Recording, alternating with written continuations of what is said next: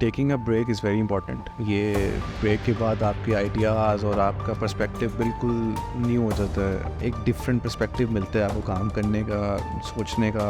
हमारी स्कूलिंग कुछ डिफरेंट है, स्कूलों में कुछ और पढ़ाया जा रहा है। देखना हमने हॉलीवुड को है, रहना हमने पाकिस्तान में है, कल्चर हमने इंडिया का फॉलो करना है। तो हम मिक्सड कल्चर कोई नेशन है जिसकी कोई अपनी वो नहीं बन सकी अभी तक। चीज़ों को अनलर्न करना बहुत ज़रूरी हो जाता है। हमारा बचपन से एक पर्सपेक्टिव बना हुआ है, हम एक सर्टन तरीके से उन चीज़ों को देखते हैं। अगर हम थोड़ा सा को अनलर्न करें और देखें कि दुनिया में हो क्या रहा है, तो शायद हम अपनी आइडेंटिटी ढूंढने में बड़े हेल्पफुल हों। टाइम के साथ साथ सब चीज़ें चेंज होती हैं, आपका फैशन चेंज होता है, आपका म्यूज़िक चेंज होता है, आपकी सेंस चेंज होती है, तो उसके साथ साथ कैचअप करना बहुत ज़रूरी है।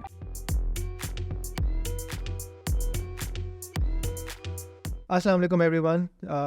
This is another podcast in the series of Tangent, the design series that we're doing here at Future Fest and Ijad Labs के साथ हम ये एक डिज़ाइन के कॉन्टेक्स्ट को कोशिश कर रहे हैं समझने की what's happening in Pakistan.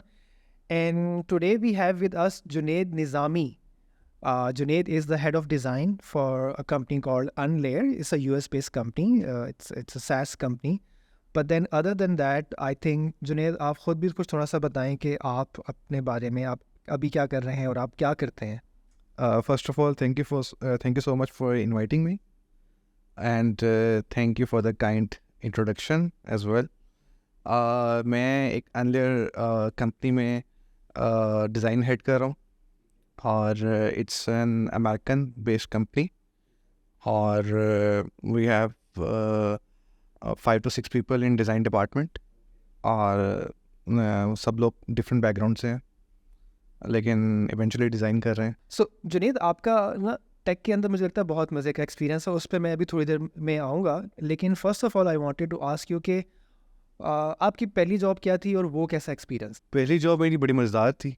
जैसे ही मैं ग्रेजुएट हुआ यूनिवर्सिटी से और तब हम देखते थे कि ज़्यादातर डिज़ाइन आउटडोर कैंपेन्स होती थी, ठीक है. और आई ग्रेजुएटेड इन 2014. तब नया नया फेसबुक और इंस्टाग्राम ये नई चीज़ें आ रही थी, नए मीडियम्स आ रहे थे, ठीक है. और इसमें डिज़ाइन एस्थेटिक तो सेम ही थे लेकिन कैनवस साइजेस डिफरेंट और टारगेट ऑडियंस बिल्कुल डिफरेंट थी. और तब फेसबुक और इंस्टाग्राम चीज़ें थी. तो पहली जब मेरी जॉब स्टार्ट हुई वो इट वाज डिजिटल एजेंसी और वहाँ पे मैंने 1-1.5 साल काम किया और फेसबुक के लिए, इंस्टाग्राम के लिए हम पोस्ट वगैरह डिज़ाइन करते थे, इवन एनिमेशंस बनाते थे. It was very amazing experience और बड़ा मज़ा आया और बड़ा कुछ सीखा मैंने वहाँ से कि आउटडोर और प्रिंट मीडियम के अलावा भी डिजिटल मीडियम भी है जहाँ पे डिज़ाइन हो सकता है और हम बहुत बड़ी ऑडियंस तक पहुँच सकते हैं. नॉट इवन इन पाकिस्तान, बल्कि हम पाकिस्तान में बैठे बैठे अमेरिका में किसी स्टेट के अंदर भी हम अपनी ब्रांडिंग कर सकते हैं. तो वो बड़ा आई ओपनर था मेरे लिए. इसमें एक चीज़ मेरे ज़हन में ये भी आती है जुनैद, तुम्हारा इसमें क्या एक्सपीरियंस है कि देखो डेफिनेटली जिस तरीके से आप बता रहे हो ना कि शुरू में आउटडोर कैंपेन्स होती थी, अब डिजिटल कैंपेन्स हैं. आप कहीं से भी बैठे हुए मतलब मल्टीपल कैंपेन्स चला सकते हैं. You can do A/B testing और मल्टीपल उस तरह की लर्निंग एक्सपीरियंस है. टेल मी योर एक्सपीरियंस कि यार वो जो ये चीज़ है कि मल्टीपल फनल्स जब बन जाती हैं, पहले एक जब आप एक जगह पे मार्केटिंग करे थे एक मेथड था आपका, एक मीडियम था. अब अगर आप एक मल्टी चैनल या मल्टीपल फनल्स आप क्रिएट कर रहे हैं, वो यूज़र जर्नीज़ को आप कैसे कनेक्ट कर सकते हैं इन सारी डिफरेंट फनल्स के थ्रू कि एक ही कैंपेन यहाँ पर हो रही है लाहौर में, एक ही कैंपेन हो रही है कराची में और पेशावर में, तो कुछ डिफरेंसेस हैं उसके फनल्स के कि नहीं? डिफरेंसेस नहीं है मेरे ख्याल. मुझे लगता है कि आप लोगों को कनेक्ट बड़ा अच्छा करते हैं. जैसे मुझे याद है बैक इन 2015 में सुबह जब उठा तो मैंने अपना जब मोबाइल के ऊपर फेसबुक खोला तो कोक स्टूडियो की कमिंग सून वाले एड्स आ रहे थे. मैं निकला, गाड़ी में बैठा, मैं जब ऑफिस आ रहा था तो रास्ते में देखा तो बिलबोर्ड्स लगे हुए हैं कमिंग सून के. मैं जब ऑफिस पहुंचा हूँ तो मैंने इंस्टाग्राम खोला तो उसमें भी कमिंग सून आ रहा था. तो मुझे पूरा दिन वो एक इमर्सिव एक्सपीरियंस हमारा था. एग्जैक्टली और एक रिमाइंडर्स मिलते रहे कुछ आ रहा है, कुछ कोक स्टूडियो कर रहा है. तो आई थिंक ये अपनी ऑडियंस को एंगेज करने के लिए बड़ा इंपॉर्टेंट होता है कि आप मल्टीपल फनल्स को से प्ले अराउंड करें. ओके, यानी कि if you are able to narrow down your audience और वो आप उसको ट्रैक कर सकें और उसको देख सकें वो कहाँ कहाँ पे उसके मल्टीपल टच पॉइंट्स हैं, तो फिर तो this is an amazing advantage to have in digital marketing कि आप उसको दिन में 3-4 जगह दिखा सकते हैं उस तरीके से. मतलब उसको आप हर जगह पे रिकॉल्स दे रहे हैं, मतलब उसको फेसबुक, इंस्टाग्राम, लिंक्डइन, फिर उसके अलावा बिलबोर्ड्स और हर जगह पे टीवी के अंदर कमर्शियल्स आ रही हैं, तो जहाँ पे वो देख रहे हैं आपको एक ही चीज़ नज़र आ रही है। तो I think it's kind amazing. और कभी कभी ये तुम कहोगे कि ये ज़्यादा हो जाता है, मल्टीपल इंस्टेंसेस जो है एक यूज़र के पॉइंट ऑफ व्यू से या एक कस्टमर के पॉइंट ऑफ व्यू से, क्या वो उसको थोड़ा सा ओवर मैसेजिंग नहीं कर देते हम कभी? Like it depends on the brand और हमारी प्रेफरेंसेस पे भी डिपेंड करता है। जैसे I myself I love Coke Studio, ठीक है, तो उसकी ब्रांडिंग कहीं भी नज़र आएगी तो मैं तो बड़ा इंस्पायर होता हूँ उससे।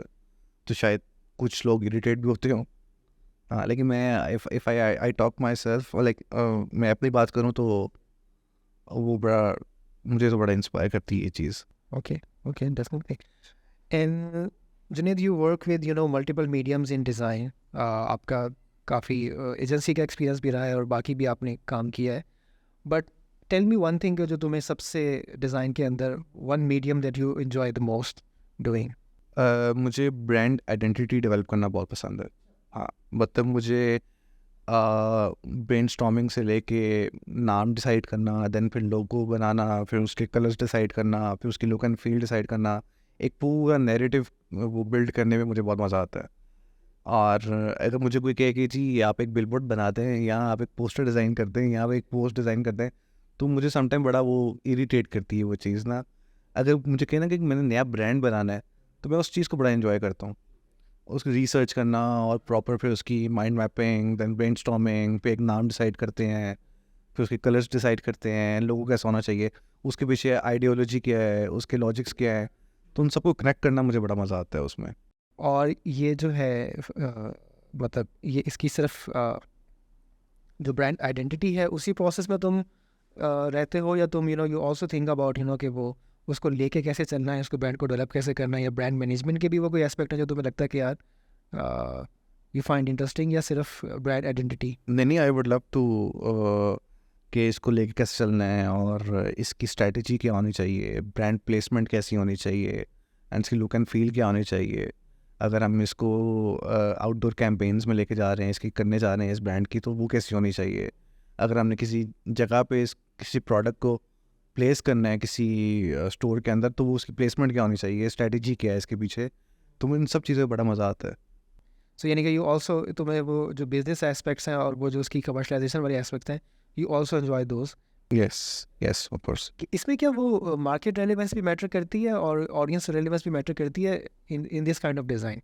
शायद बिलबोर्ड में या सोशल मीडिया में भी एक अलग किस्म की रेलेवेंस होती है, लेकिन जब आप एक ब्रांड बिल्ड कर रहे हैं तो आपको समझना है कि उसका कस्टमर क्या है, उसकी बाइंग पावर क्या है, प्राइसिंग पॉइंट्स क्या है, कंपेटिटर क्या कर रहे हैं, मार्केट कैसे है। हाँ, हाँ, बिल्कुल करती है। लेट्स से अगर हम एक कोई टॉयज़ का ब्रांड है, उसको बिल्ड करते हुए उसकी बिल्कुल हमने टारगेट ऑडियंस, उसकी इवेंचुअली कौन लोग जाके उसको बाय करेंगे और हमने उसको कैसे टारगेट करना है, बिल्कुल इसमें आप उसको माइंड में रखते हो।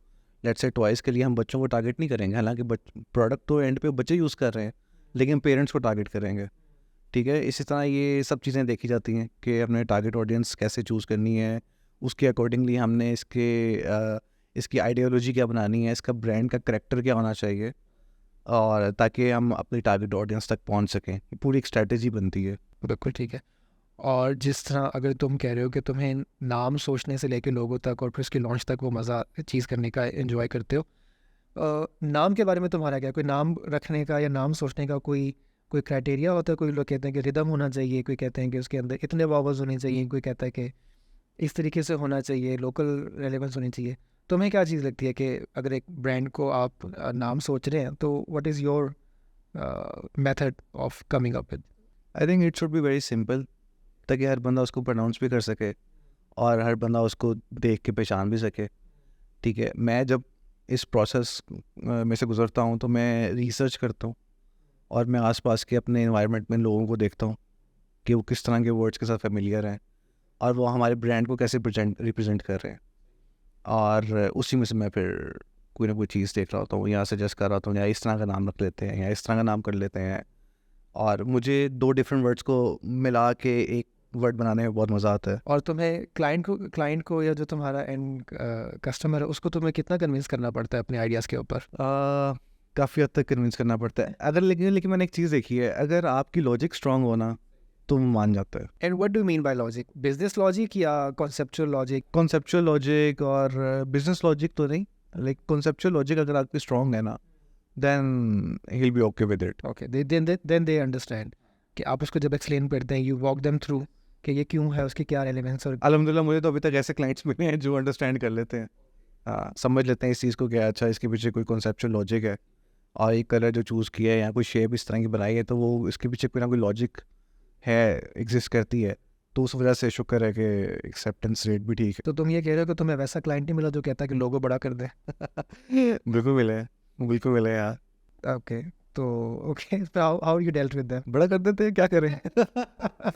क्या कर सकते हैं। That's the you know reality of some of the projects that we go about. Say, अच्छा जुनैद, तुम जो हो, you're working with a US company right now. You're working with foreign clients, but तुमने जो है लोकल भी कंपनीज के साथ, लोकल एजेंसीज के साथ काम किया है।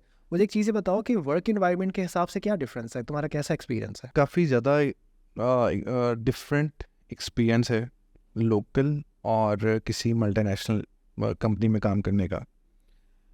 लोकली चीज़ें बहुत डिफरेंट होती हैं, लोगों का माइंडसेट बड़ा डिफरेंट होता है, और ऊपर ऑफ कोर्स एक सेठ साहब बैठे हुए हैं, ठीक है, और उनके कहने पे ही वो पूरी कंपनी चलती है। तो वो बेशक नीचे लोअर लेवल तक, ऊपर से लेके नीचे तक, वो एक सेठ की जो सोच है ना वही पेनिट्रेट हो रही होती है, ठीक है, ट्रिकल डाउन जो इफेक्ट होता है ना वही होता है। और अमेरिकन कंपनी में जो मल्टीनेशनल कंपनीज हैं उसमें काम करने का फ़ायदा ये है कि वो आपको एक लिबर्टी देते हैं, ठीक है, because they have the exposure, और उनको पता है कि मार्केट में क्या हो रहा है, अमेरिका में क्या हो रहा है, वहाँ इटली में क्या हो रहा है, या यूरोप में क्या कर रहे हैं लोग, उनको मार्केट का आइडिया है, उनको एक्सपोजर का आइडिया है, और उनको डिज़ाइन का आइडिया है बेसिकली। तो वो एक आपको लिबर्टी भी देते हैं। और मुझे लगता है कि जैसे मेरी कंपनी में हमारी डेडलाइंस भी बड़ी इजी गोइंग होती हैं, मतलब कोई ऐसा वो नहीं है कि तलवार लटक रही है और आपने करके देना ही है, तो उसकी वजह से आपको प्ले अराउंड करने का बहुत अच्छा मौका मिलता है। ठीक है, और प्रोडक्टिविटी भी आपकी इससे इम्प्रूव हो जाती है? प्रोडक्टिविटी भी बढ़ती है, लोग बहुत प्रोडक्टिव होते हैं और अपने काम में बहुत ज़्यादा फोकस होते हैं, और उसकी वजह से आपको बड़ा मज़ा आता है काम करने का। मुझे ये बताओ कि क्या ऐसा हो सकता है कि अगर हम ये सेठ साहब की बात कर रहे हैं, लोकल एनवायरनमेंट की बात कर रहे हैं, तो अगर कोई डिज़ाइन ड्रिवन इस किस्म के बिजनेसेस होंगे जिन्होंने ये वैल्यू दिखाई होगी कि बिजनेस वाइज भी डिज़ाइन का एक इम्पैक्ट है, either in terms of revenue or profit margins or whatever, because at the end of the day any company or any state staff or any business owner would want to have good revenues. तो अगर हम इस चीज़ की तरफ बात करें या सोचें, लोकल कॉन्टेक्स्ट की मैं बात कर रहा हूँ, कि अगर डिज़ाइन ने या डिज़ाइनर्स ने उस तरह की एक वो इन्वायरमेंट चाहिए जो कंड्यूसिव हो या वो सपोर्टिव हो, तो मे बी शायद हमें पहले इस तरह की केस स्टडीज़ नहीं बनानी होंगी कि जो प्रूफ करके दिखाएंगे अगर आप डिज़ाइन में पैसे लगाएंगे, इन्वेस्ट करेंगे, तो आपको ही फ़ायदा है। लेकिन आप बिल्कुल सही कह रहे हैं, ठीक है, होना तो मतलब ऐसे ही चाहिए, असल में ऐसा ही होना चाहिए, लेकिन अनफॉर्चुनेटली ऐसा होता नहीं है। सेठ को चाहिए होते हैं नंबर्स, ठीक है, उसको डिज़ाइन से कोई उसका वो नहीं है, उसको नंबर्स चाहिए। बेशक वो नंबर्स डिज़ाइन के थ्रू ही आ रहे हैं, ठीक है, लेकिन वो देखते हैं एंड पे नंबर्स हैं कि मेरे नंबर्स ऊपर जा रहे हैं नीचे जा रहे हैं, उस पर वो डिसीजन मेकिंग करता है। अब उसको नहीं पता कि इस नंबर्स के पीछे इतने डिज़ाइंस भी इन्वॉल्व हैं, या इतने डिज़ाइनर्स की टीम है, क्रिएटिव की टीम है, वो भी इन्वॉल्व है इसमें। उसको इस चीज़ से कुछ वो मतलब जो मैंने एक्सपीरियंस किया है, जिन कंपनियों में मैंने काम किया है, उनके सेठ साहब जो थे वो, उनको क्रिएटिव डिपार्टमेंट से कोई वो नहीं था, उनको था कि ग्रोथ कितनी है, ठीक है, बेशक वो डिज़ाइन से आए, बेशक कहीं और से आए, बेशक वो B2B सेल से आए, तो उनको था कि ग्रोथ हमारी होनी चाहिए। मुझे लगता है कि शायद ना, जिस तरह फॉर एग्जांपल क्रिएटिव डायरेक्टर्स होते हैं या क्रिएटिव हेड्स होते हैं या उस तरह के लोग होते हैं, मार्केटिंग हेड्स भी इवन के, कि वो शायद ना इस तरह का कुछ रोल प्ले कर सकते हैं कि जहाँ पे वो उस चीज़ को ब्रिज कर सकें, कि they sort of they bargain with दो सेठ साहब या बिजनेस ओनर्स या फाउंडर्स कि अच्छा देखें, आपको जो नंबर्स चाहिए, bottom line does matter, but hey creativity and creating value or bringing something extra also matters. So क्या ये लोग हैं कि जो वो है जो बीच में ये रोल प्ले कर सकते हैं? बिल्कुल कर सकते हैं। मैं सब सीटों की बात नहीं कर रहा, कुछ चंद एक जिनके साथ मेरा एक्सपीरियंस रहा है। मुझे लगता है कि उन लोगों को नंबर्स वो ज़्यादा प्रेफर करते हैं, नंबर्स को। टिकट डिज़ाइन को इतनी इंपॉर्टेंस नहीं देते हैं। हाँ अगेन, लेकिन जो आपने बात की है वो बड़ी अच्छी है कि ये लोग हैं लोग जो कि they can bridge the gap between set and the creative department, और they should bridge the gap basically. और काफ़ी जगहों पे मतलब बड़ा अच्छा ये अपना रोल प्ले करते हैं इस तरह क्रिएटिव लोग। और एंड पे वो नज़र भी आ रहा होता है कि वाकई यार डिज़ाइन से एक क्रिएटिव डिपार्टमेंट से हमें इतनी ग्रोथ मिली है। अक्सर ब्रांड्स को, बहुत से ब्रांड ने फ्लरिश किया है। इवन ये इंस्टाग्राम, फेसबुक से बहुत से छोटे छोटे ब्रांड्स हैं जो बहुत ऊपर आए हैं, और सर अपनी डिज़ाइन बेस के ऊपर ही आए हैं, मार्केटिंग के ऊपर ही आए हैं। तो लेकिन कुछ इंडस्ट्री में ऐसे होते हैं कि जो जिनको शायद डिज़ाइन इतना उनके लिए वो नहीं है, मायने नहीं रखता। मतलब वो अभी भी समझते हैं कि शायद इन पर्सन सेल ज़्यादा इंपॉर्टेंट है। क्योंकि शायद ना देखो, हम में से कुछ क्रिएटिव्स इस चीज़ का गिला भी करते हैं कि मेरे आइडियाज़ को या हमारी थॉट्स को उस तरीके से नहीं समझा जा रहा है, या उस तरीके से वो नहीं सपोर्ट कर रहे। For example they would go up to an executive और बिजनेस ओनर से कि अच्छा मुझे एक कैंपेन के लिए 5 लाख रुपए चाहिए, 10 लाख रुपए चाहिए। then imagine, like if you're running a company, if I'm running a company, and then someone comes up with a great idea, remarkable idea, very out of the box, but then this person says कि मुझे पता नहीं है कि इससे कितने पैसे वापस आएंगे। तो maybe I feel कि that burden also lies on the person who's asking for that chunk of money from the company's revenue। तो शायद वहाँ पर हम creatives को भी थोड़ी सी रिस्पॉन्सिबिलिटी लेनी चाहिए, या थोड़ा सा वो उस तरफ सोचना चाहिए। हाँ सोचना तो चाहिए, लेना तो चाहिए। मतलब कि इसमें बिल्कुल, अगर आपको लगता है, अगर आप इतने कॉन्फिडेंट हो कि यार इस कैंपेन से या इस चीज़ से कंपनी को एंड पे फ़ायदा हो ना हो, लेकिन क्रिएटिवली हम मतलब हमारी गेम बहुत ऊपर जाएगी, तो I am sure you should take a risk. तुमने जो है जुनेद एजेंसीज के साथ भी काम किया मैंने एजेंसी के साथ है भी ना, काम तुम एजेंसी किया। के साथ भी काम किया। Then you also work with couple of local companies, and in fact they were tech companies as well. Again, you worked with OLX as well, you worked with Zameen as well, and then I think आपने शायद PITB के साथ भी काम किया था। Punjab IT board के साथ भी काम Okay, किया। काफ़ी तुम्हारा पंजाब आईटी बोर्ड का एक प्रोजेक्ट था, टेक हब कनेक्ट, उस पर मैंने काम किया। मुझे ये बताओ कि देखो वो एजेंसी साइड का एक्सपीरियंस कैसा था तुम्हारे लिए, और फिर जब तुम खुद क्लाइंट साइड पे आके तुमने बैठ कर काम किया, तो वो कैसा एक्सपीरियंस था? दोनों का एक्सपीरियंस बड़ा डिफरेंट था। एजेंसी में क्या होता है कि एजेंसी में आप डिफरेंट ब्रांड्स के ऊपर काम कर रहे होते हैं। अगर मैं एक टाइम में बैठ के पेप्सी के लिए काम कर रहा हूँ, तो उसी ऑफिस में बैठ के मैं फातिमा फर्टिलाइजर्स के लिए भी काम कर रहा हूँ, और उसी ऑफिस में बैठ के मैं सब्रोसा के लिए भी काम कर रहा हूँ, इवन पैकेजेस रोज़ पेटल के लिए भी काम कर रहा हूँ। और क्लाइंट ब्रांड साइड पे होता ये है कि आपके पास अपना ही ब्रांड है और सेम तरह का काम है, और वही आपने करना है। तो उसमें मुझे लगता है कि मैं तो स्टैग्नेट हो जाता हूँ उस जगह पे ना। मतलब जैसे मैंने ज़मीन में काम किया, ज़मीन.com में कुछ अर्सा काम करने के बाद मेरा काम बिल्कुल एक तरह का दिखना शुरू हो गया था। मतलब कोई डाइवर्सिटी नहीं आ रही थी उसके अंदर। फिर मैंने सोचा कि यार ये तो मेरे साथ और मेरे करियर के साथ जो है ना वो ज़्यादती हो जाएगी। आई थिंक मुझे कुछ और करना चाहिए। Then meanwhile I got an offer from agency पे। मैंने वहाँ पे जाकर डिफरेंट ब्रांड्स पे काम किया। उसमें मुझे बहुत मज़ा आया, एक्सपोजर जो मिला। और क्योंकि हर बंदा क्रिएटिव है आपके आसपास, क्रिएटिव डिपार्टमेंट है, डिज़ाइनर्स हैं, फिर इवन CS के लोग भी क्रिएटिवली इनपुट दे रहे होते हैं, और वो एक प्रॉपर एक इन्वायरमेंट मिलता है आपको, और एक फ्रीडम मिलता है, और काम करने का मज़ा आता है। ठीक है। और डिफरेंट ब्रांड्स के ऊपर काम करने में सेम टाइम में एक और ही मज़ा है कि मतलब आप सुबह एक टिशू के डब्बे के साथ काम कर रहे हैं, के ऊपर काम कर रहे हैं, और शाम में आप एक कोला के ऊपर काम कर रहे हैं, और अगले दिन आप किसानों के साथ काम कर रहे हैं। तो इट वाज वेरी डिफरेंट। और यानी कि वेरिएशन मिलती है आपको, एजेंसी में वेरिएशन मिलती है, और बड़े मज़े का हाइपर इन्वायरमेंट भी होता है। बिल्कुल बिल्कुल, हर बंदा है बड़ा एक्साइटेड है, एंथुजियास्टिक है कि काम होना चाहिए, ये पिच अप्रूव होनी चाहिए, और पिच करना है हमने, उसको जाके पिच करना है, ये करना है, वो करना है।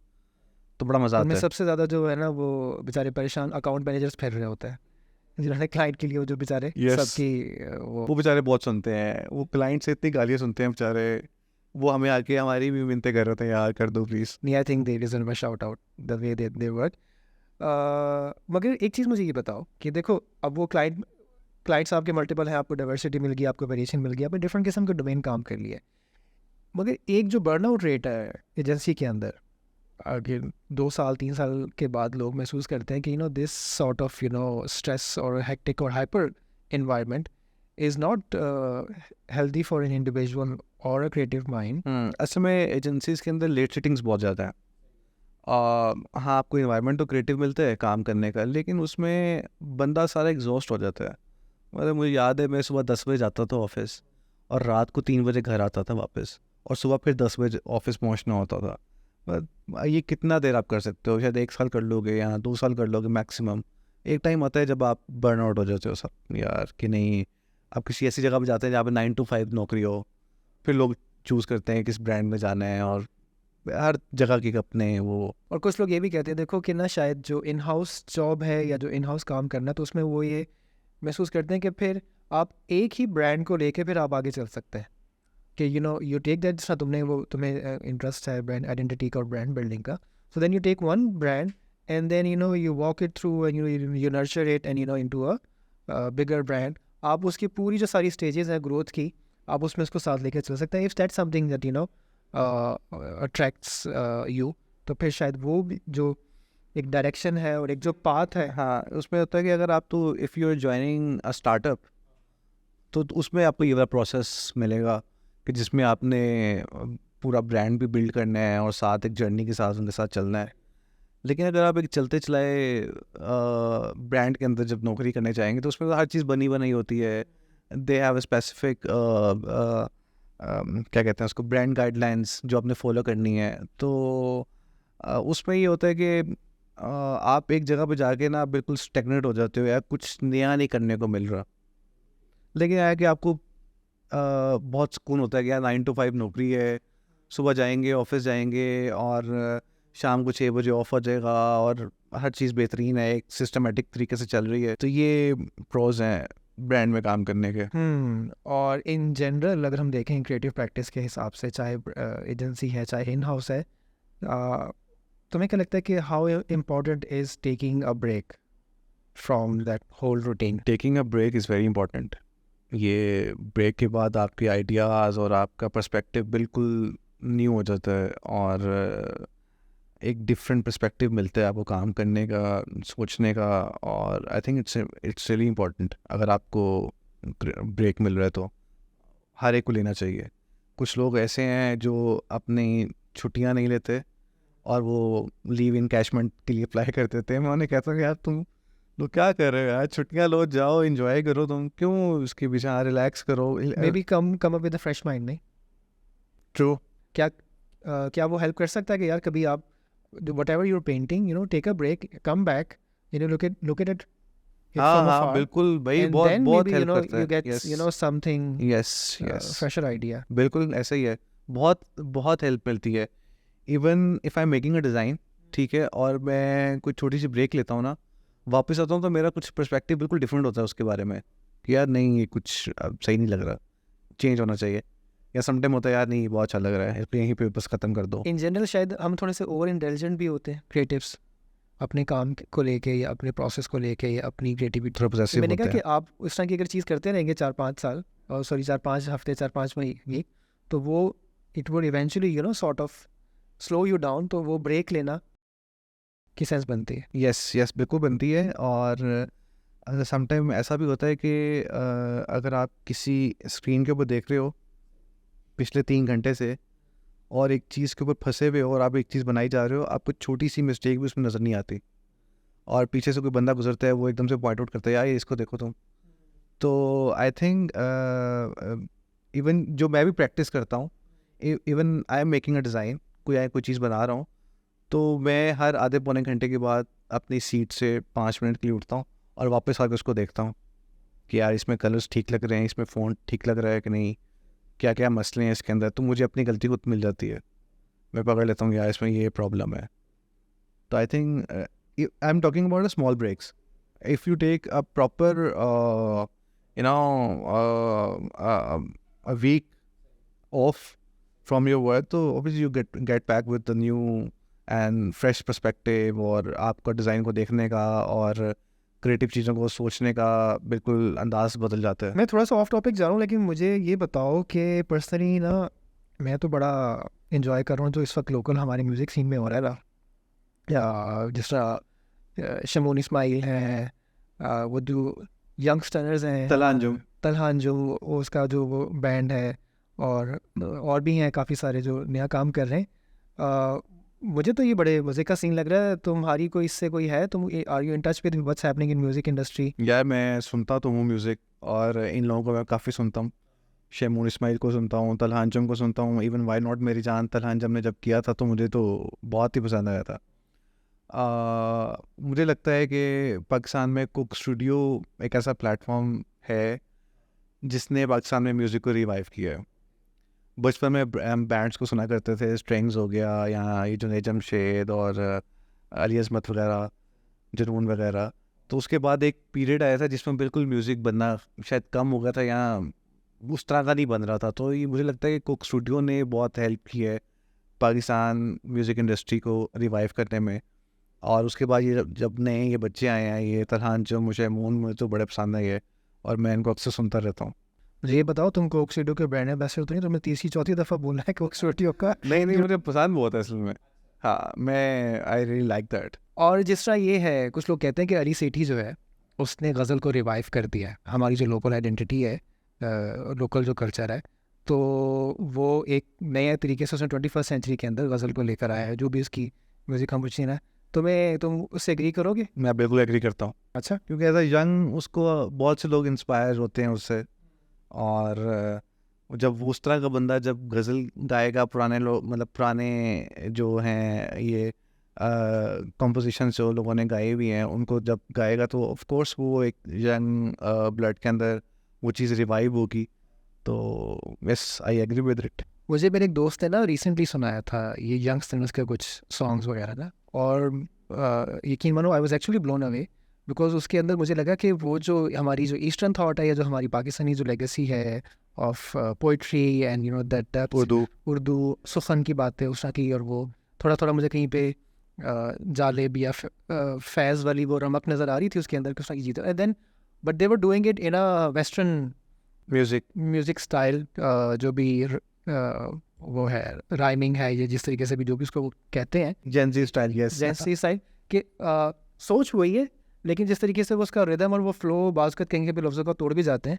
आई वाज ब्लोन अवे कि यार यू नो बड़े मज़े का उन्होंने कंबाइन किया। देने का जो है वो तरीका थोड़ा डिफरेंट है, जस्ट बिकॉज ऑफ म्यूज़िक और अपबीट्स और ये वो अकॉर्डिंग टू जेंजी, लेकिन message I think is the same, right? वो पोइट्री भी उसी तरह की, और उर्दू और इंग्लिश का मिक्स, और बड़े मॉडर्न तरीके से वो प्रेजेंट करते हैं। I think yes, this is कहीं ना कहीं हमारी आइडेंटिटी उसमें रिटेन हो रही है। इट्स अ ग्लोबल थिंग, मतलब उनकी जो बीट है वो सारी चीज़ें कहीं ना कहीं हो रही है। हाँ, उर्दू लैंग्वेज जहाँ तक जिंदा है, मुझे लगता है कि जब तक उर्दू लोग गा रहे हैं, और तो आई थिंक कहीं ना कहीं जिंदा है। जैसे वो हसन रहीम का भी वो गाना था ना, जो कोक स्टूडियो वाला ही था, कौन सा था? पीछे हट। Yes, yes. उसमें जो उसकी जो कुछ लिरिक्स हैं, जो उसकी जो शरारत सी बातें करता है, वो आई थिंक वो वही हमारा ज़रा पाकिस्तानी स्टाइल और पाकिस्तानी बेटा है वो। हाँ, बिल्कुल वैसा ही है। बट सिंस जो तलाल कुरैशी आई थिंक शायद जिसने उसका वो म्यूज़िक कंपोज किया है, अच्छा, उसकी जो बीट्स है दे आर वेरी अपबीट। हाँ, वो वेस्टर्न और western, you know Yes. Very global. Yes, very global है ऐसा। और ये तुम्हें लगता है कि ऐसा कुछ फैशन में भी हुआ था कि 10 साल पहले, कि जब हमने अपने ये जो ब्रांड्स निकले सारे, इन्होंने वेस्टर्न स्टाइल की चीज़ें भी करना शुरू की, branding and marketing and fashion, और कट्स भी थोड़े से हमारे वेस्टर्न है, बट कहीं ना कहीं वही एम्ब्रॉयडरी का स्टाइल, कलर की sense local Pakistani eastern, and they also sort of merged it. तुम्हें लगता है कुछ फैशन में हुआ ऐसा? बिल्कुल हुआ है, और मुझे लगता है कि ये होना भी ज़रूरी था। हाँ, मुझे लगता है कि हमें ठीक है, हमने अपना कल्चर तो रखा ही हुआ है, लेकिन कहीं ना कहीं हमने आगे भी तो जाना है ना, हमने इवॉल्व भी तो होना है ना। आई थिंक टाइम के साथ साथ सब चीज़ें चेंज होती हैं, आपका फैशन चेंज होता है, आपका म्यूज़िक चेंज होता है, आपकी सेंस चेंज होती है, तो उसके साथ साथ कैचअप करना बहुत ज़रूरी है अगर आप ज़माने के साथ चलना चाहते हैं। बड़ी दुनियावी किस्म की बात है ये। अगर आपने ज़माने के साथ चलना है तो आपको थोड़ा सा कहीं ना कहीं somehow अपने कल्चर के साथ साथ थोड़ा सी अपग्रेड करना पड़ेगा। नई चीज़ें तभी शायद आप एक्सप्लोर कर सकते हैं ना कि जब आप कुछ नया ट्राई करेंगे। नए स्टाइल्स नए डोमेन तभी डेवलप हो सकते हैं कि जब आप कुछ नया करें। यस बिल्कुल, और इसी को एक्सपोजर कहते हैं। तो तुम कहोगे कि जेन जी जो म्यूज़िक के अंदर कर रहा है वो it's quite inspiring, it's quite inspiring, yes है ना? As a creative I see it's something new. कुछ वो मतलब ढोल और ढोलकी और हारमोनियम के अलावा भी कुछ इलेक्ट्रॉनिकली हो रहा है, तो आई रियली अप्रिशिएट इट। जैसे इवन इंडिया के अंदर AR रहमान और इस तरह के बड़े बड़े कंपोजर्स जो हैं वो भी इलेक्ट्रॉनिक म्यूज़िक की तरफ जा रहे हैं। They use electronic devices in the music. तो आजकल पाकिस्तान में भी ऐसा हो रहा है, तो इट्स क्वाइट इंस्पायरिंग। जैसे फॉर एग्जांपल मानू है, मानू I find like he is constantly putting out work out there. मतलब वो अगेन शायद जेन जी के लोग हैं या वो हमारी बात की generation, I think that's very चाहे as professional as creative I find it very creative और इंस्पायरिंग, यस। जो भी हो रहा है आप अपना काम, हाँ, अपना काम डालते रहो, लोगों को पसंद आए ना आए, कहीं ना कहीं आपको ऑडियंस मिल जाती है। कहीं ना कहीं कुछ लोग होते हैं जो आपको सुन रहे होते हैं। जिस तरह तुमने भी ना बात की कोक स्टूडियो की और हमने म्यूज़िक की बात कर रहे थे, तो मेरे ज़हन में एक चीज़ ये भी आई कि हमारा प्रोडक्शन डिज़ाइन भी ना काफ़ी इम्प्रूव कर गया। हाँ यस, काफ़ी ज़्यादा इम्प्रूव हो गया है। और जो विजुअल स्टाइल्स हैं यार, मतलब वो बहुत मज़े की चीज़ें इंटीग्रेट कर रहे हैं। इवन आप ये जो अभी कोक स्टूडियो का रिसेंटली सीज़न आया था 14 आई थिंक, उसमें आप प्रोडक्शन देखें और उसमें आप सेट्स देखें, उन्होंने हर गाने के लिए डिफरेंट सेट लगाया है, पूरी थीम मैच की है। जैसे वो अली सेठी का जो गाना है पसूड़ी, उसके अंदर कथक से शुरू किया और पूरा कॉन्सेप्ट बना के और पूरी थीम बना के उन्होंने प्रेजेंट किया। It's amazing. एंड इवन जो बाकी भी फॉर एग्जांपल जिस तरह वो कर रहे हैं, आई थिंक आई वुड से कि कश्मीर बीट्स है कोई, और एक वीलो का भी हाँ, है, विलो है और कश्मीर बीट्स है, यस। कश्मीर भी है, ऑफ कोर्स नेस्कैफे भी था, और एक और वो जो है, मुझे वो लाहौर बेस्ड दो आर्टिस्ट हैं, मुझे नाम नहीं याद आ रहा, नुमान जावेद के साथ वो होते हैं, उनका भी एक इसी तरह का एक नया प्रोजेक्ट आया है। But what I am trying to say कि यार वो जिस तरीके से उन्होंने मुख्तलिफ मीडियम्स को इंटीग्रेट करते हैं ना, प्रोडक्शन डिज़ाइन तो है ही है, लेकिन जो विजुअल स्टोरी टेलिंग है कि you have visualisations, you have animations, you have cameras going around the set and tracing the people, then people performing, I think is not just amazing from a local standard but for a global standard as well. बिल्कुल बिल्कुल, बहुत ज़्यादा improve हो गया। जैसे पहले हमारे Coke studio पे हो रहा था कि एक सेट है और 2-4 कैमरे लगे हुए हैं और एक जगह पे लोग खड़े होके 15-16 गाने गा रहे हैं, ठीक है। अब उन्होंने हर गाने के लिए, आई वाज शॉक देख के कि यार उन्होंने हर सॉन्ग के लिए एक डिफरेंट सेट लगाया हुआ है और पूरी थीम बिल्ड की हुई है और उसका डायरेक्शन डिफरेंट है और कॉस्ट्यूम उस तरह से हैं, लाइटिंग उस तरह से है, पूरा सेट उन्होंने डिज़ाइन किया हुआ है। It's quite amazing. और आई थिंक ग्लोबली अगर देखा जाए तो यस, स्टैंडर्ड्स को बिल्कुल मीट कर रहा है ये। देखो तुम बार बार कोक स्टूडियो पे जा रहे हो, मुझे शक हो रहा है कि तुम आगे ब्रांड एम्बेसडर हो। ऐसी कोई बात नहीं है। मैंने तुम्हें 2-3 नाम और भी बताए थे, बट तुम you constantly going over there, but yes जो 2-3 नाम बताए वो मैं सुनता नहीं हूँ। बिल्कुल ठीक है। अच्छा, तो अब एक चीज़ मेरे दिन में ये आ रही है फिर जुनेद, कि क्या ऐसी ही आइडेंटिटी हम डिज़ाइन में भी एक्सपेक्ट कर सकते हैं या क्रिएट कर सकते हैं अगर हम पाकिस्तानी डिज़ाइन की बात करते हैं, या that sort of design happening in Pakistan? Somehow हम कर सकते हैं अगर हमें उतनी लिबर्टी मिल जाए तो, क्योंकि हमारे साथ हमारा अलमिया ये है कि जो बंदा हमें हायर करता है ना कुछ करवाने के लिए, साथ उन्हीं की सजेशंस होते हैं कि यार तुम लोगों ने इसको हायर करना है और इसको TVC में डालना है, और उनका कोई आपस में लिंक नहीं है। मतलब एक अगर इन्फ्लुएंसर ट्रैवलर है, ठीक है, और उसको आपने हायर कर लिया है नीडो के लिए, बच्चे के दूध के लिए, तो कोई उसका आपस में कोई लिंक नहीं है उस तरह से, लेकिन हमें करना पड़ता है।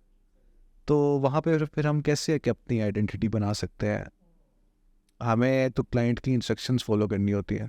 अच्छा, इस बात पे अगर मैं ये कहूँ कि शायद हमारी सेलिंग एबिलिटी भी तो होनी चाहिए ना, हमें चीज़ों को सेल करना या कन्विंस करना। सेलिंग एबिलिटी भी होनी चाहिए, वो भी काफ़ी हद तक रोल प्ले करती है, लेकिन जो बंदा ख़रीद रहा है उसका एक्सपोजर भी तो होना चाहिए ना।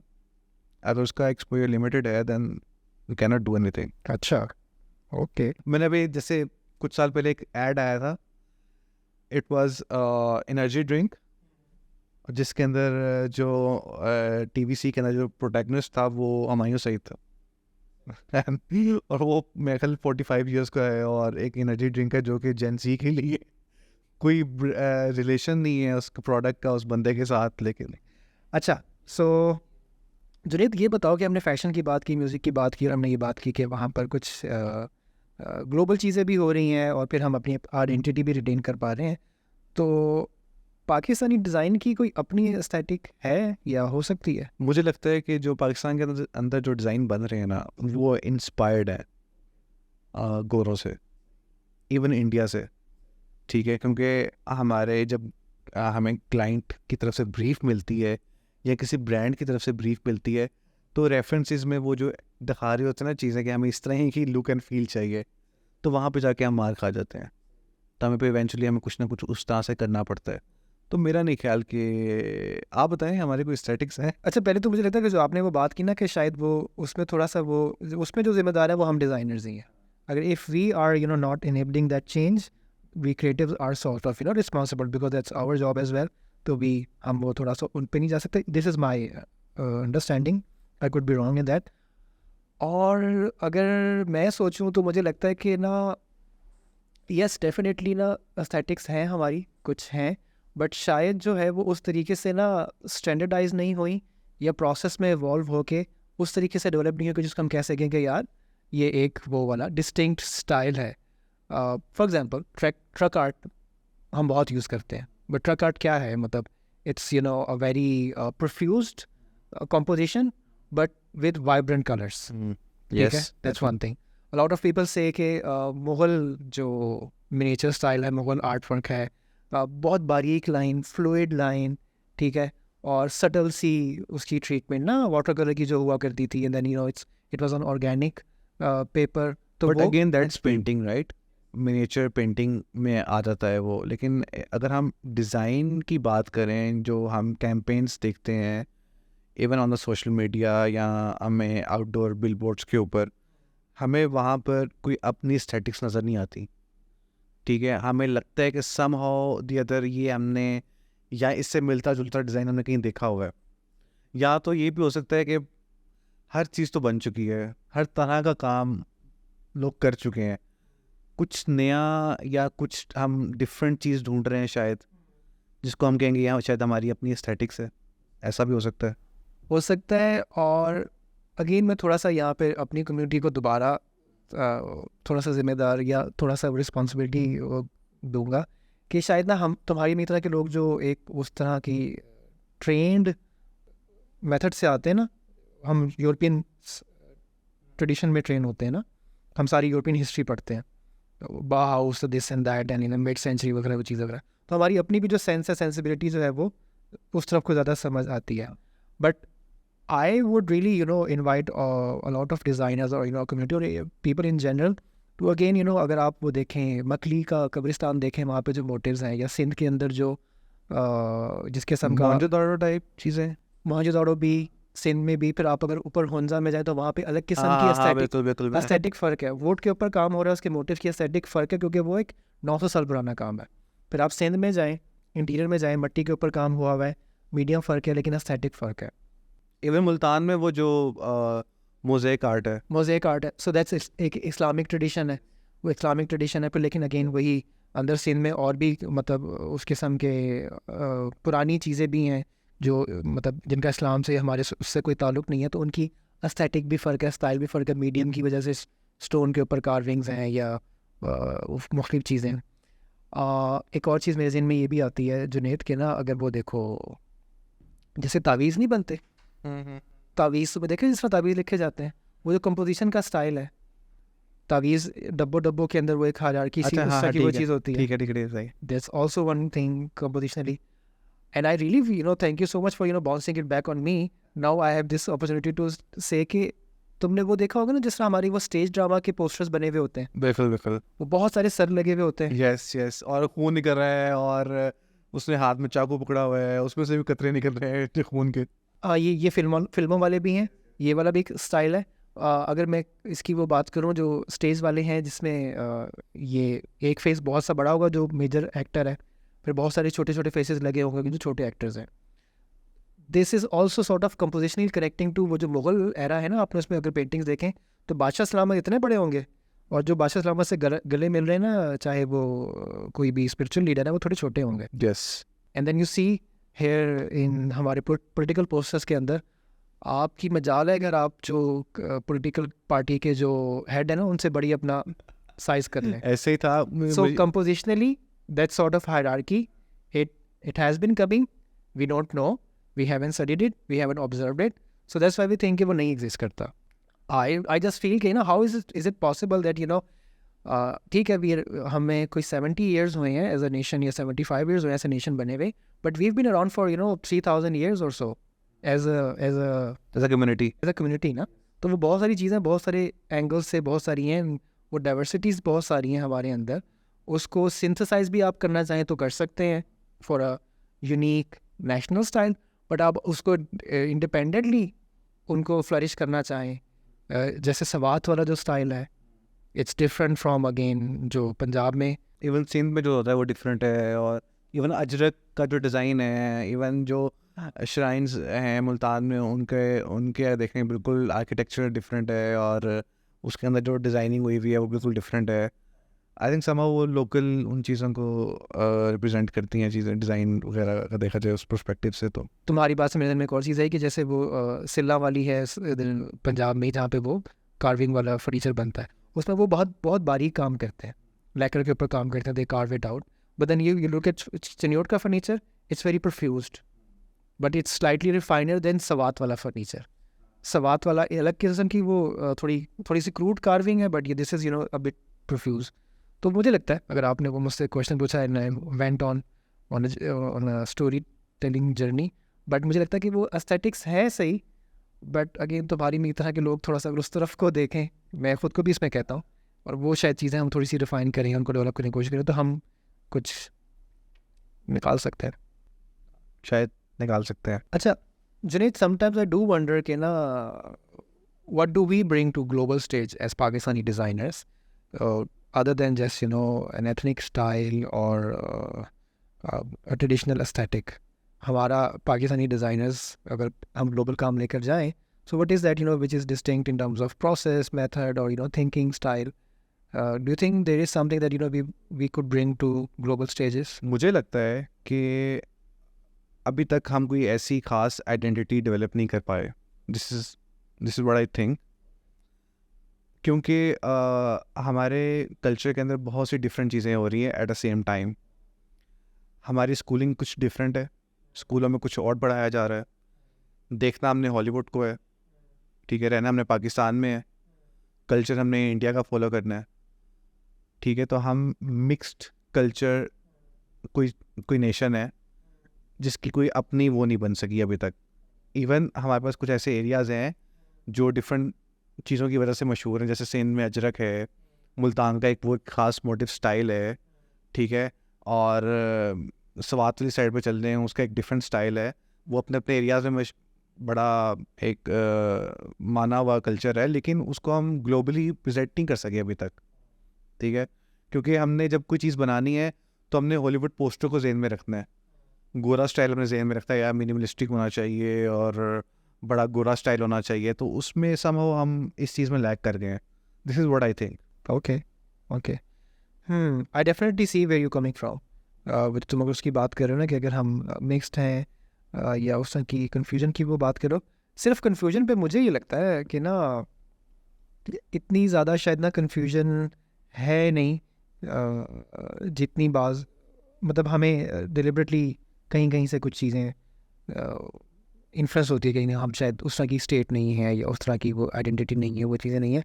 अगेन आई थिंक मुझे ये लगता है कि ना fashion is a great example. I think all of these fashion designers they deserve an applaud, because अगर तुम रिटेल फैशन भी देखो पाकिस्तान का, और अगर तुम ब्राइडल फैशन या हाई एंड फैशन भी देखो, सो दे हैव इनकॉर्पोरेटेड वेस्टर्न और global cuts or aesthetics with their Eastern style. If you bring any of their pieces to any gallery in world, और क्या कहते हैं कहीं भी आप उनका पीस डिस्प्ले करें, it would be very Pakistani, it would have global, for example some of those gowns and some of those जो हाई एंड का वो चीज़ें हो रही हैं, you could wear it in any global event representing चीज़। In terms of fashion yes you are right, जैसे शेरवानी वगैरह है और वो एक ख़ास कल्चर, वो एक ख़ास आइडेंटिटी हमारी रिप्रेजेंट करता है। लेकिन अगर मैं बात करूं जैसे कैंपेन्स हैं किसी ब्रांड की, कोई मतलब कोई मर्चेंटाइज है, उसके अंदर हम किस तरह से अपने लोकल कल्चर को रिप्रेजेंट कर सकते हैं, तो आई थिंक वहाँ पे मुझे लगता है कि हम थोड़ा लैक करते हैं। अब वहाँ पे गैप है, वहाँ पे somehow we can bridge that gap with that design और डिफरेंट हमारे जितने भी कल्चर हैं उसके हिसाब से। जैसे अगर हम कहीं पे भी मिनिएचर पेंटिंग देखें, ठीक है, वो हम फ़ौरन क्लिक करते हैं यार ये सब कॉन्टिनेंट में या इंडिया से या पाकिस्तान से है। इसी तरह अगर हम कोई पोस्टर देखें तो वो हम फ़ौरन क्लिक नहीं कर पाएंगे कहाँ से है ये, क्योंकि हम लोग बनाते हुए रिसर्च ही हम उनकी कर रहे होते हैं। हाँ शायद हो सकता है। और अब तुमने बड़े मज़े की बात की, मुझे भी लगता है कि शायद ना वो जो कम्युनिकेशन डिज़ाइन या ग्राफिक डिज़ाइन या even our product and UI UX design, now maybe it's about time for these guys और us to think about those factors. Yes this is yes है ना, कि हमने वो टेक्निकल एस्पेक्ट सीख लिए हैं कि वो उसकी वो क्या है, बेसिक रिक्वायरमेंट्स क्या है, but again if Scandinavians are doing UI UX design in their own way, Germans are doing it in their own way, Americans are doing it in their own way, why can't be there a Pakistani way of doing UI UX design? Why there has to be always a Western influence design? True. Responsibility. जैसे Scandinavian से मुझे याद है, आप Scandinavia के जो घरों का स्टाइल है वो देख लें, वो बड़ा एक सर्टन स्टाइल है, आपको लगता है स्कैंडिनेवियन हाउसेज हैं ये, तो वो लोगों ने एक अपनी वो बनाई हुई है, आइडेंटिटी बनाई हुई है यार, इस तरह के घर और इस तरह का रहना वगैरह, ये स्कैंडिनेवियन कंट्री का होगा, पहचाने जाते हैं ना वो। हाँ मैं थोड़ी सी एक और अगर सख्त बात करूँ तो वो ये कि शायद ना बाज़ हम अगेन हमें थोड़ा सा ना ये भी शायद एज अ कम्युनिटी हम ये भी कर सकते हैं कि इंस्टेड ऑफ एक्सपेक्टिंग कि हमें सोसाइटी देगी या हमें स्टेट का स्ट्रक्चर या एनवायरनमेंट हमें कुछ चीज़ें देगा, इस तरह की चीज़ें लोकल आइडेंटिटी, डिज़ाइन आइडेंटिटी या इस तरह के एस्पेक्ट्स डेवलप करने के लिए, तो वो अगर नहीं भी दे रहा तो देन हमारे पास खुद भी तो अब इतने सारे वेन्यूज़ हैं to learn things, to absorb things. आपने भी वो उसकी बात की थी ना, अल्लामा इकबाल की बात की थी और बाकी चीज़ों की बात की थी कि वो नहीं पढ़ाई जाती।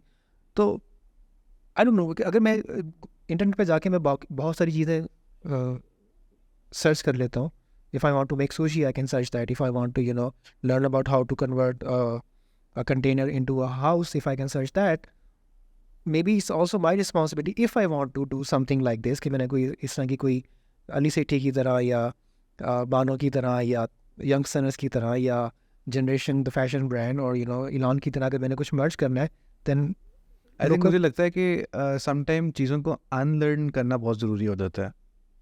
ठीक है, हमारा बचपन से एक पर्सपेक्टिव बना हुआ है चीज़ों का, हम एक सर्टन तरीके से उन चीज़ों को देखते हैं, एक सर्टन पर्सपेक्टिव में उन चीज़ों को सोचते हैं।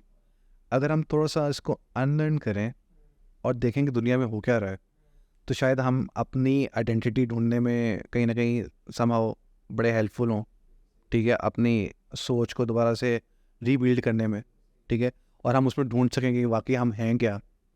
ठीक है ना, और मुझे लगता है कि समहाउ आपको कुछ चीज़ों में अनलर्न करना चाहिए और डिफरेंट चीज़ों से या डिफरेंट इन्वायरमेंट से एक अपनी सोच डेवलप करनी चाहिए, जिससे आपको अपना आप नज़र आएगा कि यार this is who you are. कुछ लोग जैसे जो आते हैं ना बाहर से, जब यहाँ पे कुछ रहते हैं, तो दे डू से कि ना आपके अंदर जो एक वार्मथ है आप लोगों के अंदर, आपके कैरेक्टर के अंदर, या आपकी जो हम ऑफ कोर्स हमारी जो हॉस्पिटैलिटी है इट्स रिनाउंड, हमारी वो जो थोड़ी सी ओपननेस है in terms of accepting our mistakes, we are one of those people जो हम कहते हैं कि नहीं हमारे ये चीज़ ठीक नहीं है, हमारे ये चीज़ नहीं है। सम पीपल दे से कि अच्छा आपके अंदर ये जो सेल्फ चीज़ अब डेवलप होना शुरू हो गया है, सेल्फ एनालिसिस या उस तरह की चीज़, तो वो भी आई थिंक कुछ एस्पेक्ट्स हैं, मुझे लगता है कि वो आइडेंटिटी में कुछ चीज़ें डेवलप बाहर से बंदे को ना बड़ा अच्छा वार्म तरीके से मिलते हैं कि शायद हमें ये बाहर का वीज़ा दिलवा देगा। Junaid, tell me, how did you end up in this field? What made you choose this field? यार ये बड़ा मज़ेदार सवाल है। ये सवाल का जवाब मैं दूंगा, अपने बचपन से स्टोरी शुरू होती है मेरी। जहाँ मैं रहता था, वहाँ सामने वाले जो अंकल थे मेरे, उनका कोई प्रिंटिंग प्रेस था और उनके सारे बच्चे एनसीए में पढ़ते थे। कोई म्यूजिकोलॉजी में था, कोई पेंटिंग में था, कोई ग्राफिक डिज़ाइनर बन रहा था। और जो मेरे साथ वाला घर था, वो he was my childhood friend, उसकी बड़ी बहन आर्किटेक्ट बन रही थी। तो वो मुझे बड़े इंस्पायर करती थी वो चीज़ें ना, मतलब वो चार्ट्स उठाए हुए हैं और पुरानी जीन्स पहनी हुई हैं और रंगों से खेलते हैं। तो वो एक कहीं ना कहीं मेरे वो माइंड के अंदर वो इमेज बना हुआ था। देन मैंने ये कि बड़ा हुआ, स्कूल वगैरह जब ख़त्म हुआ, कॉलेज में जाने का टाइम आया, तो अब्बा ने पूछा क्या करना है। मैंने कहा जी मैंने तो आर्किटेक्ट बनना है। उन्होंने कहा अच्छा यार, उन्होंने कहा यार मुझे लगता है तू आर्किटेक्ट नहीं बन सकता, तेरे में वो जो एक नफासत और एक वो जो पेशेंस होता है ना, चाहिए होता है, वो नहीं है। तो तू कुछ और देख ले, कर आर्ट्स ही पढ़ ले लेकिन कुछ और देख ले। देन मैंने कहा अच्छा, तब नई नई ग्राफिक डिज़ाइनिंग आई हुई थी, मतलब कि यार ग्राफिक डिज़ाइनर और बड़ा इसका आगे स्कोप होने वाला है। मैं कहा let's choose this graphic designing, और मैंने फिर उस पर फोकस किया और जैसे वो ड्राइंग प्रिपरेशन करते हैं वो सीखी और सोच लिया कि मैंने ग्राफिक डिज़ाइनर बन। अच्छा, आपका जवाब भी बहुत मज़े का। आपने कहा मेरा सवाल मज़े का था, लेकिन आपका जवाब भी childhood journey of you living in an environment के जहाँ पे you were seeing a painter और ग्राफिक डिज़ाइनर, वो जो उस किस्म का एनवायरनमेंट है। आई थिंक बड़ी वो मज़े की स्टोरी है कि ये ये एक्चुअली बड़ा हेल्प करता है, इन्वायरमेंट आपको बहुत हेल्प करता है आपकी ग्रोथ के अंदर, आपकी ग्रूमिंग के अंदर। जिस तरह के इन्वायरमेंट में आप रह रहे होते हो, आप वैसी सोच रहे होते हो, और जिस तरह आप लोगों को देखते चीज़ें देखते हुए कर रहे होते हो, उसी तरह ही आप मतलब बिहेव कर रहे होते हो डिफरेंट इन्वायरमेंट के, मतलब नए लोगों के अंदर। और आई थिंक इन्वायरमेंट बहुत रोल प्ले करता है आपकी ग्रूमिंग। जैसा एनवायरनमेंट होगा वो आपके वैसे इन्फ्लुएंसेस या वैसे इंपल्सेस देगा। यस यस, इवन वैसी जो डिज़ाइनर जिस तरह के इन्वायरमेंट के अंदर रहेगा, उसकी वैसी ही सोच होगी। अब एक कश्मीर में रहने वाला पेंटर जो है, वो कभी भी कोई लव सीन नहीं पेंट कर रहा होगा। वो हमेशा कुछ ना कुछ जो उनके साथ ज़्यादतियाँ हो रही होती हैं, उसी चीज़ को पेंट करेगा। ठीक है, तो आई थिंक इन्वायरमेंट बहुत रोल प्ले करता है इस चीज़ के अंदर। So is it safe to say if तुम्हारे अगर नेबरहुड में बचपन में अगर कोई म्यूजिशियन होता तो आज तुम्हारे हाथ में भी गिटार होता? वैसे मुझे बड़ा शौक था इस चीज़ का ना, मैंने गिटार सीखा भी, बजाया भी, लेकिन उसको प्रोफेशनली मैंने परस्यू नहीं किया, लेकिन मैंने बजाता रहा उसको। काफ़ी मुझे इन्फ्लुएंस था इस अपने इन्वायरमेंट का। I mean, definitely, I think it's sometimes really, it's very therapeutic music के साथ। मुझे ये चीज़ बताओ कि now you are head of design, you're leading a team of creatives and you're working with them. How do you sort of go about managing other creatives process and their outcomes and their results? यार actually मैं इस चीज़ को बड़ा enjoy करता हूँ। हाँ, मुझे लगता है कि जो आपने सोचा है, जो कुछ मैंने सोचा है ना, तो वो हतमी नहीं है, उसकी डिफरेंट अप्रोचेस भी हो सकती हैं। तो सम टाइम आपकी टीम में से क्रिएटिव लोग एक ऐसी डायमेंशन लेके आते हैं, आप कहते हो अच्छा यार, इसका ये भी हो सकता है, इसने बिल्कुल आइडिया ही बदल दिया। ठीक है, तो मुझे तो बड़ा इन्जॉय, मैं इस चीज़ को बड़ा इन्जॉय करता हूँ। अगर मेरा टीम मेंबर कोई मेरे पास कोई नई चीज़ लेके आता है या कोई नया आइडिया डिस्कस करता है, I am always open to that. मैं अपने एक आइडिया के ऊपर नहीं फंसा हुआ होता। मुझे होता है कि यार कोई नया पर्सपेक्टिव बताए, देन वी, क्योंकि it's a team building, right, it's a team effort. And पे यही होता है कि यार टीम ने क्या किया, तो मुझे होता है कि यार बंदे का जो है ना एफर्ट पुट इन होना चाहिए हर चीज़ के अंदर। वैसे मुश्किल होता है कभी कभी अपनी चीज़ को छोड़कर, अपने आइडिया और अपनी थॉट को छोड़कर किसी और की थॉट को सपोर्ट करना या उसको नर्चर करना। बट एज यूर सेइंग, वो शायद ना ग्रोथ के हिसाब से, लर्निंग के हिसाब से आपको भी कुछ नया। हाँ, मुझे तो हमेशा ही इस तरह से होता है कि यार मैं इवन बेशक मेरा बहुत जूनियर है, लेकिन कुछ ना कुछ नया सीखने को मिलता है। कुछ लोग होते हैं जो क्रिटिक को नहीं लेते उस तरह से, ठीक है, और मुझे क्रिटिक करना और लेने एक्सेप्ट करना मुझे बड़ा मज़ा आता है। इवन मैं हालांकि एक्सेप्ट उस तरह से नहीं करता। बीइंग अ डिज़ाइनर आप बड़े सेंसिटिव होते हो कि यार आपके डिज़ाइन को कोई बुरा कह रहा है, लेकिन समहाउ वो एक, अगर वो एंड पे एक नई शक्ल इख्तियार कर रहा है और कुछ बेहतर शक्ल इख्तियार कर रहा है, then why not. I think ये जो सेंसिटिविटी वाली पार्ट है ना, lot of people would say कि हम क्रिएटिव थोड़े से इस किस्म के होते हैं, हाँ हाँ, and बिल्कुल ऐसे ही है। they would understand. But thank you so much Junaid, I had such a great time. हमने बहुत मज़े की आज बातें की, हमें डिज़ाइन को भी देखा, but then you know we went into fashion as well. हमने कोई म्यूज़िक की बातें भी की, वो गज़लों से मुग़ल और पता नहीं हम सिंध में भी गए और फिर हम डिज़ाइन में भी वापस आए। तो I think this was a very refreshing experience. Thank you for inviting me. It was a good conversation. Thank you.